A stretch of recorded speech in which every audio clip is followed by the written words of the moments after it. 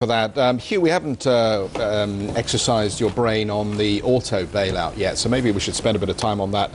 I was intrigued to see Lee Iacocca urging Congress to leave the existing CEOs in place. Of course, Lee Iacocca, the man who effectively organised the bailout for Chrysler back in the 70s. His comments, "The guys who are running them now," this is a direct quote, "are the only ones with the experience and the in-depth knowledge and understanding of how the car business really works." Well, you know, I was just stunned by that. But anyway, is there any value at all, do you see, in the financial assistance that is going to be given to these people? I mean, the tragedy is that owing to mistakes made predominantly in the stock markets and in the political class, society has lost its confidence.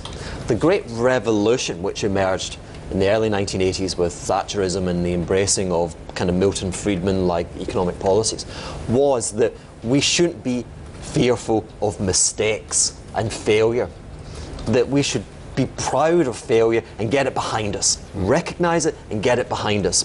And we've replaced, in the last 30 years, we've replaced smokestack industries in the UK and in America with cutting-edge businesses which have employed thousands of great people. Yeah? That's what you get by embracing failure, allowing businesses, dinosaurs, to fail and recede. Yeah? And the tragedy is we've lost that bravado. These businesses are failures. These businesses are a blight on the great character of American enterprise. Their executives are a blight on the great character of previous great American executives. And it'd be better for them to be replaced. And I promise you that once we get the deal signed, and there will be a deal signed, the stock market will go down, because there's nothing bullish about the deal of preserving dinosaurs in your economy. You can if they have competitive wage negotiations and a leaner management structure, why couldn't they be even more so? Okay, so we nationalize them and they become more dynamic. No, I'm not saying they become leaner, they become more entrepreneurial. No one's talking nationalization. But this is nationalization. No, this is nationalizing. It's a loan.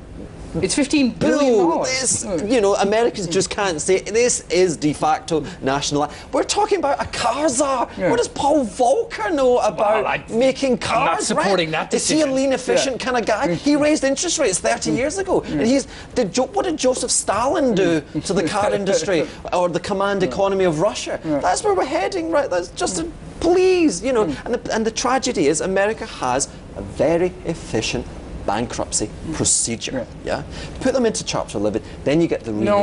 No, but there's one huge inefficiency in the process, and that's exactly what I was saying. Chapter 11 federal law doesn't support the payment of pension benefits or health care benefits, and those are the two reasons why. Because there's over 2 million Americans connected to the auto industry who would lose those benefits. So that's the one inefficiency of the process. But you're telling me that these guys sell as many cars, but the problem is they have this legacy, which is pension and health care benefits, right?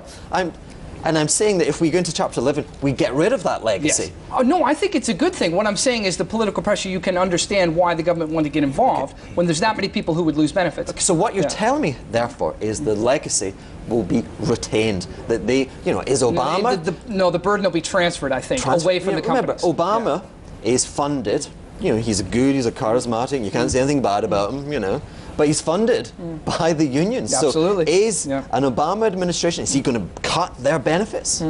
No. I doubt. No, it's going to come onto the government book. That's my question, is the companies are going to come out the other side leaner because those benefits are going to get transferred to the government book and not to GM and Ford. Just object to the leaner. The reality is car prices are twice what they are. So they're twice in Europe what they are in America because we all have to parlez-vous français. We have to subsidize the French making cars, right? They should all be made in Japan or Korea or even the States. But I've got to pay twice what an American has to pay. I've seen the future for America. So take the legacy cost, put it onto the US government, but it will be translated into higher prices. So living standards for the ordinary guy are going down because of weak political decisions. Just switching